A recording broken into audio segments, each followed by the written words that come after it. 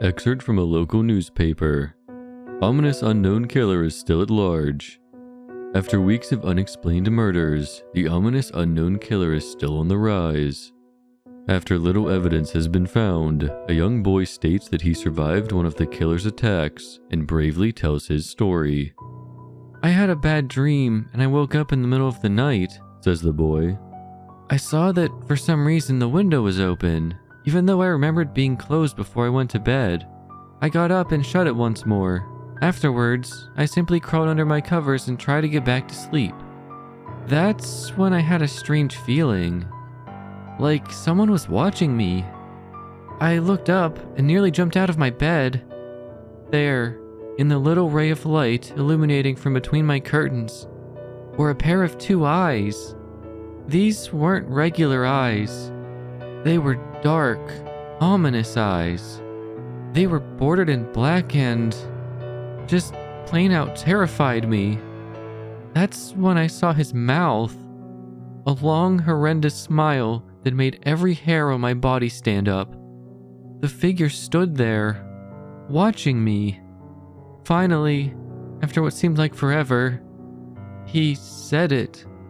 A simple phrase, but said it in a way only a madman could speak.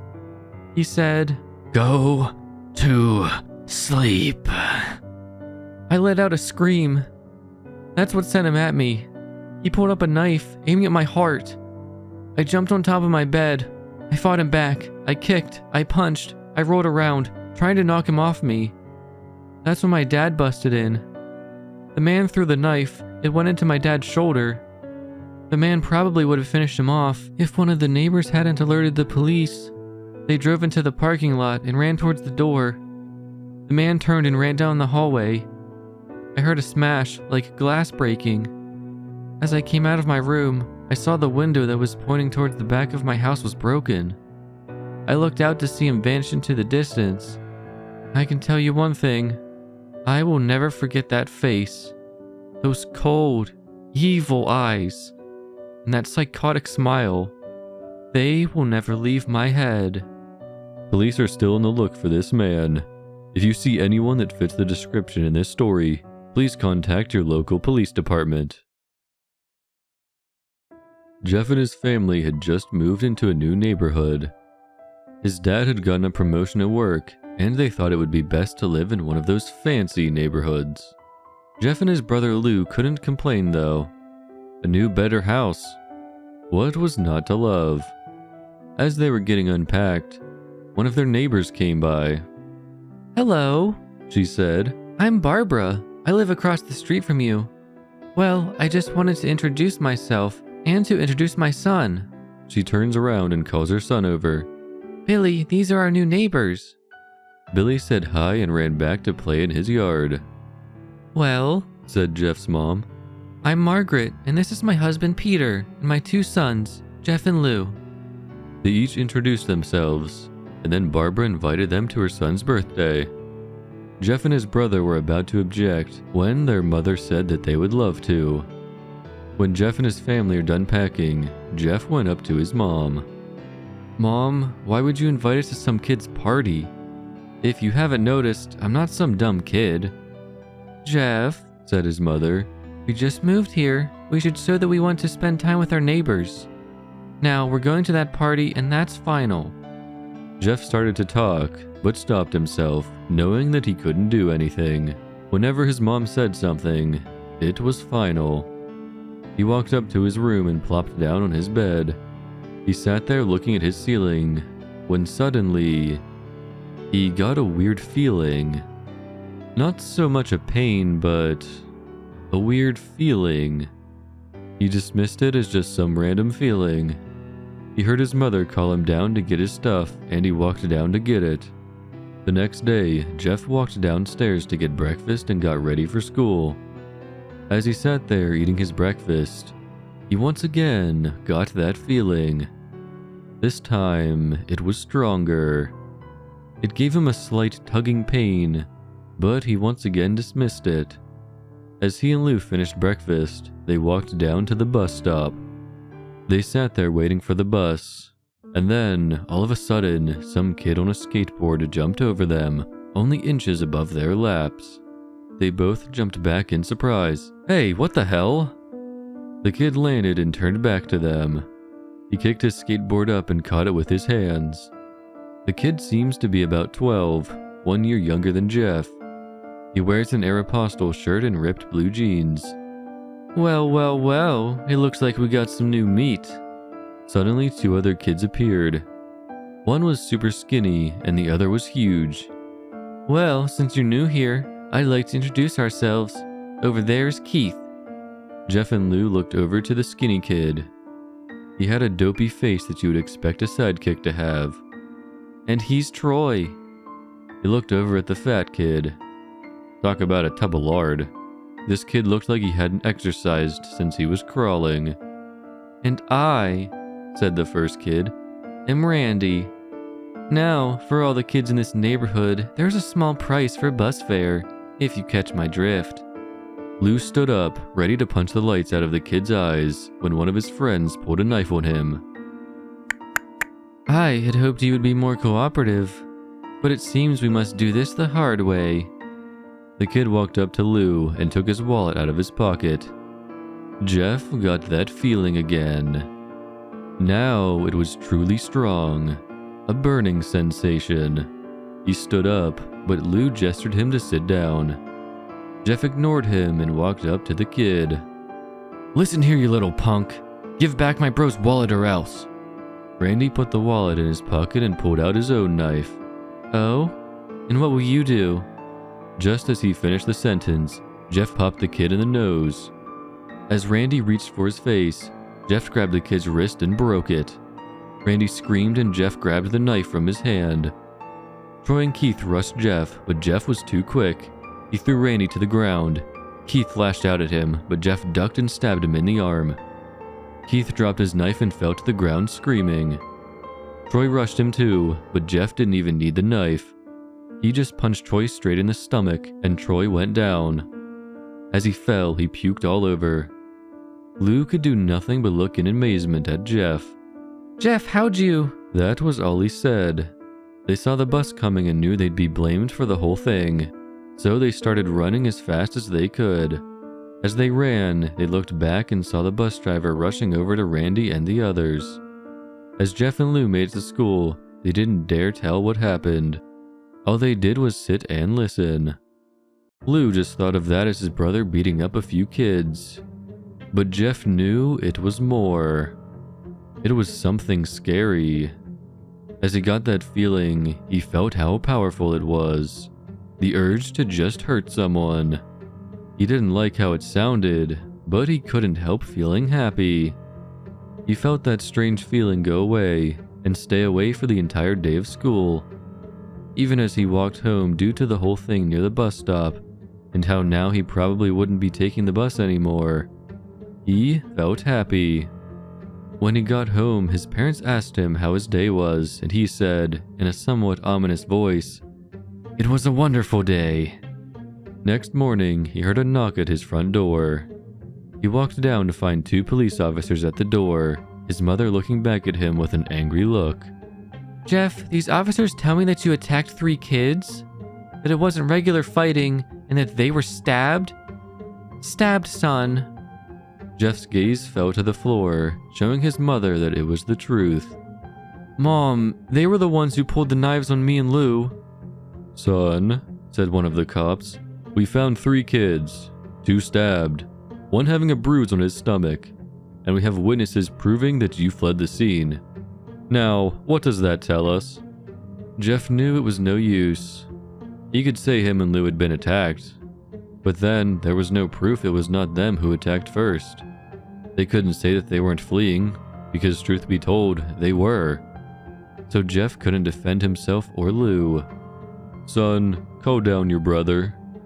Jeff couldn't do it, since it was him who beat up all the kids. "Sir, it was me. I was the one who beat up the kids. Lou tried to hold me back, but he couldn't stop me." The cop looked at his partner and they both nod. "Well, kid, looks like a year in juvie." "Wait," says Lou. They all looked up to see him holding a knife. The officers pulled their guns and locked them on Lou. "It was me.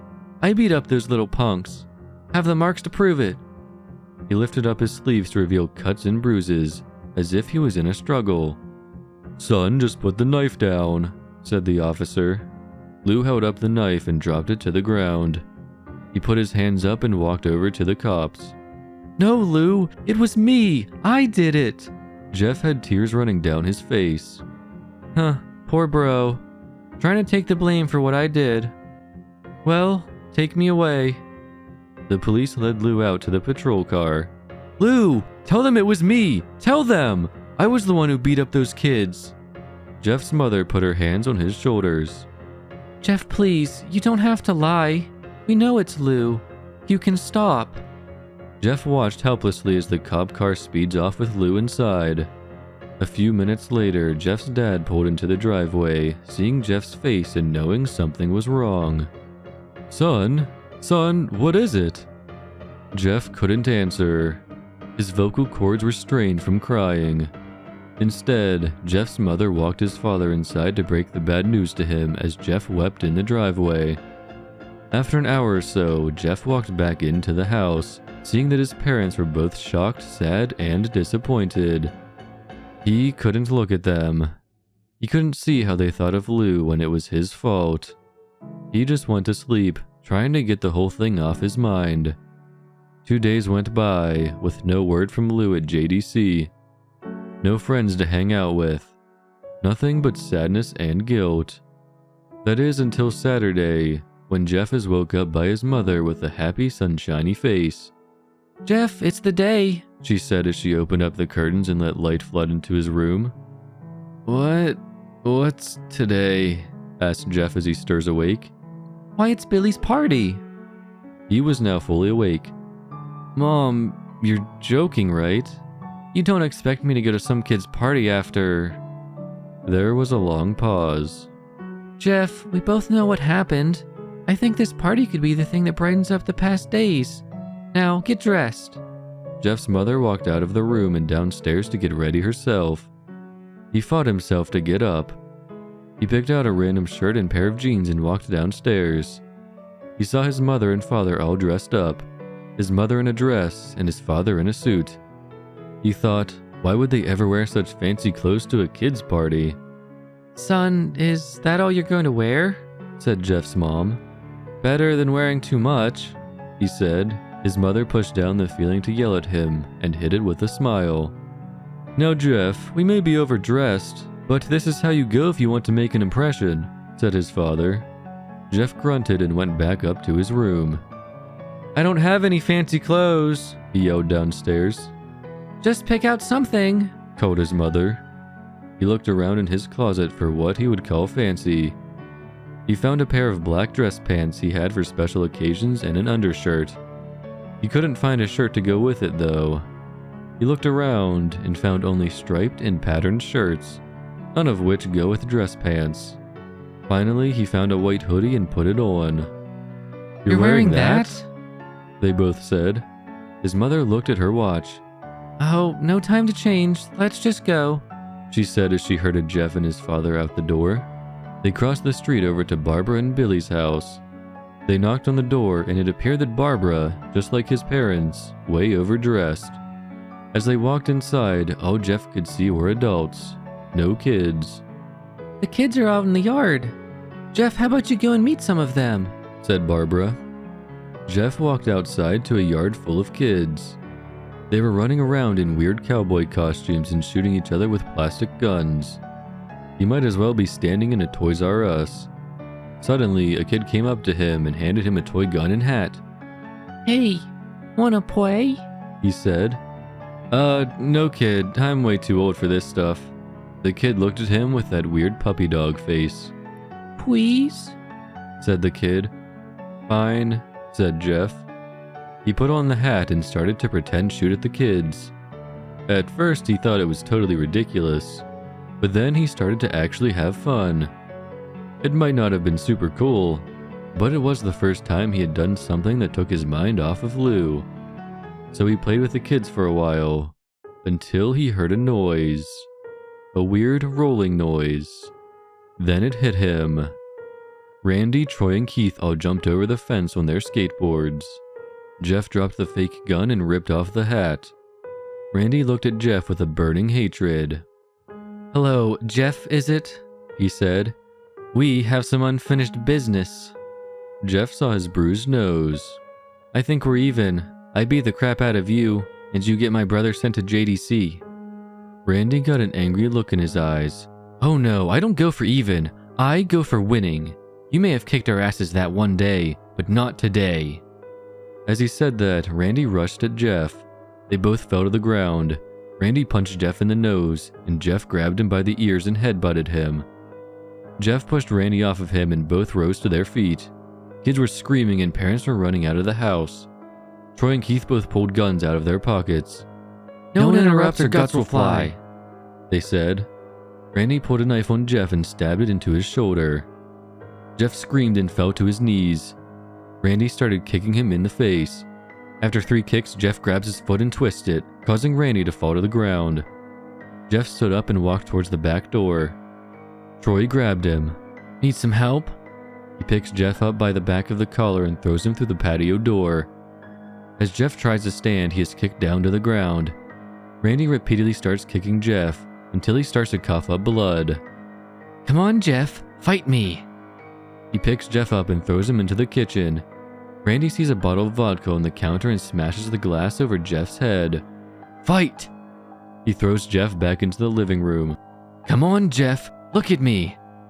Jeff glances up, his face riddled with blood. "I was the one who got your brother sent to JDC, and now you're just gonna sit here and let him rot in there for a whole year? You should be ashamed." Jeff starts to get up. "Oh, finally. You stand and fight." Jeff is now to his feet, blood and vodka on his face. Once again, he gets that strange feeling. The one in which he hasn't felt for a while. "Finally, he's up," says Randy as he runs at Jeff. That's when it happens. Something inside Jeff snaps. His psyche is destroyed. All rational thinking is gone. All he can do is kill. He grabs Randy and pile drives him to the ground. He gets on top of him and punches him straight in the heart. The punch causes Randy's heart to stop. As Randy gasps for breath, Jeff hammers down on him, punch after punch. Blood gushes from Randy's body until he takes one final breath and dies. Everyone is looking at Jeff now.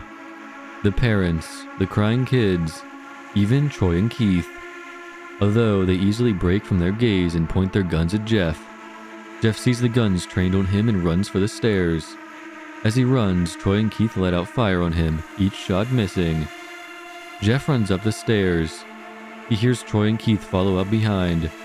As they let out their final rounds of bullets, Jeff ducks into the bathroom. He grabs the towel rack and rips it off the wall. Troy and Keith race in, knives ready. Troy swings his knife at Jeff, who backs away and bangs the towel rack into Troy's face. Troy goes down hard, and now all that's left is Keith. He is more agile than Troy, though, and ducks when Jeff swings the towel rack. He dropped the knife and grabbed Jeff by the neck. He pushed him into the wall. A thing of bleach fell down on top of him from the top shelf. It burnt both of them, and they both started to scream. Jeff wiped his eyes as best as he could. He pulled back the towel rack and swung it straight into Keith's head. As he lay there, bleeding to death, he let out an ominous smile. "What's so funny?" asked Jeff. Keith pulled out a lighter and switched it on. "What's funny," he said, "is that you're covered in bleach and alcohol." Jeff's eyes widened as Keith threw the lighter at him. As soon as the flames made contact with him, the flames ignited the alcohol in the vodka. While the alcohol burned him, the bleach bleached his skin. Jeff let out a terrible scream as he caught on fire. He tried to roll out the fire, but it was no use. The alcohol had made him a walking inferno. He ran down the hall and fell down the stairs. Everybody started screaming as they saw Jeff, now a man on fire, drop to the ground, nearly dead. The last thing Jeff saw was his mother and the other parents trying to extinguish the flame. That's when he passed out. When Jeff woke, he had a cast wrapped around his face. He couldn't see anything, but he felt a cast on his shoulder and stitches all over his body. He tried to stand up, but he realized that there was some tube in his arm, and when he tried to get up it fell out and a nurse rushed in. "I don't think you can get out of bed just yet," she said as she put him back in his bed and reinserted the tube. Jeff sat there with no vision, no idea of what his surroundings were. Finally, after hours, he heard his mother. "Honey, are you okay?" she asked. Jeff couldn't answer though. His face was covered, and he was unable to speak. "Oh, honey, I have great news. After all the witnesses told the police that Randy confessed of trying to attack you, they decided to let Lou go." This made Jeff almost bolt up, stopping halfway, remembering the tube coming out of his arm. "He'll be out by tomorrow, and then you two will be able to be together again." Jeff's mother hugs Jeff and says her goodbyes. The next couple of weeks were those where Jeff was visited by his family. Then came the day where his bandages were to be removed. His family were all there to see it, what he would look like. As the doctors unwrapped the bandages from Jeff's face, everyone was on the edge of their seats. They waited until the last bandage holding the cover over his face was almost removed. "Let's hope for the best," said the doctor. He quickly pulls the cloth, letting the rest fall from Jeff's face. Jeff's mother screams at the sight of his face. Lou and Jeff's dad stare awestruck at his face. What happened to my face?" Jeff said. He rushed out of bed and ran to the bathroom. He looked in the mirror and saw the cause of the distress. His face. It's horrible. His lips were burnt to a deep shade of red. His face was turned into a pure white color, and his hair singed from brown to black. He slowly put his hand to his face. It had a sort of leathery feel to it now. He looked back at his family, then back at the mirror. "Jeff," said Lou. "it's not that bad." "Not that bad," said Jeff. "It's perfect." His family were equally surprised. Jeff started laughing uncontrollably. His parents noticed that his left eye and hand were twitching. Jeff, are you okay?" "Okay, I've never felt more happy. Look at me. This face goes perfectly with me." He couldn't stop laughing. He stroked his face, feeling it, looking at it in the mirror. What caused this? Well, you may recall that when Jeff was fighting Randy, something in his mind, his sanity, snapped. Now he was left as a crazy killing machine. That is, his parents didn't know. "Doctor," said Jeff's mom. "is my son all right? You know, in the head?" "Oh yes, this behavior is typical for patients that have taken very large amounts of painkillers. If his behavior doesn't change in a few weeks, bring him back here and we'll give him a psychological test." "Oh, thank you, doctor." Jeff's mother went over to Jeff. "Jeff, sweetie, it's time to go." Jeff looks away from the mirror, his face still formed into a crazy smile. "Hey, mommy." His mother took him by the shoulder and took him to get his clothes. "This is what came in," said the lady at the desk. Jeff's mom looked down to see the black dress pants and white hoodie her son wore. Now they were clean of blood and now stitched together. Jeff's mother led him to his room and made him put his clothes on. Then they left, not knowing that this was their final day of life.